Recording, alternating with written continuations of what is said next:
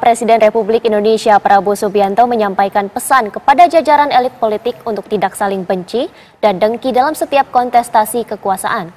Presiden meminta saatnya para elit politik bekerja memikirkan kesejahteraan rakyat.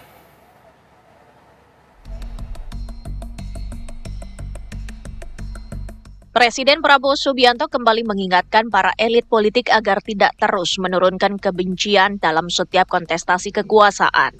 Menurutnya, politik semestinya dijalankan dengan semangat persatuan, bukan dendam yang justru mengorbankan kepentingan rakyat. Pesan ini disuarakan Presiden Prabowo di Mabes Polri Jakarta usai menghadiri acara pemusnahan narkoba Rabu kemarin. Kepala negara menilai perbedaan pandangan adalah hal wajar dalam demokrasi. Namun, bila perbedaan itu berubah menjadi permusuhan yang diwariskan dari waktu ke waktu, maka bangsa ini tidak akan pernah maju.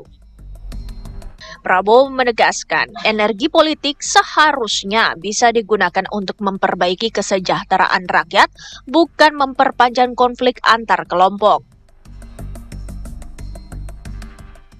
Berbeda partai boleh bersaing, pilkada, pilpres bersaing, nggak ada masalah.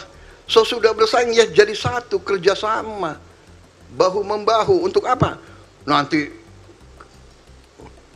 pemilihan, demokrasi, kita kalah, sakit hati, ngerjain. Nggak maju-maju. Saya selalu katakan, keberhasilan kita karena presiden-presiden sebelumnya, karena menteri-menteri sebelumnya, karena gubernur-gubernur sebelumnya. Dari Bung Karno sampai sekarang, jangan kita teruskan kebencian, kecurigaan, nggak ada gunanya. Rakyat butuh pekerjaan. Rakyat butuh penghasilan yang lebih baik. Meneruskan kebencian, meneruskan dengki, meneruskan kecurigaan, itu tidak akan membuat rakyat punya pekerjaan. Tidak.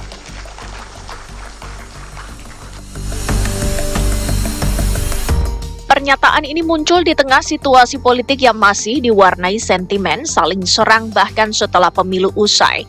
Banyak kalangan menilai budaya politik Indonesia masih sulit lepas dari polarisasi dan rivalitas yang bersifat personal. Lantas elit politik mana yang masih menaruh kebencian?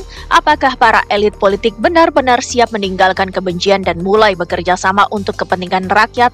Ataukah pesan ini hanya akan menjadi seruan moral yang hilang di tengah hiruk-pikuk kepentingan kekuasaan?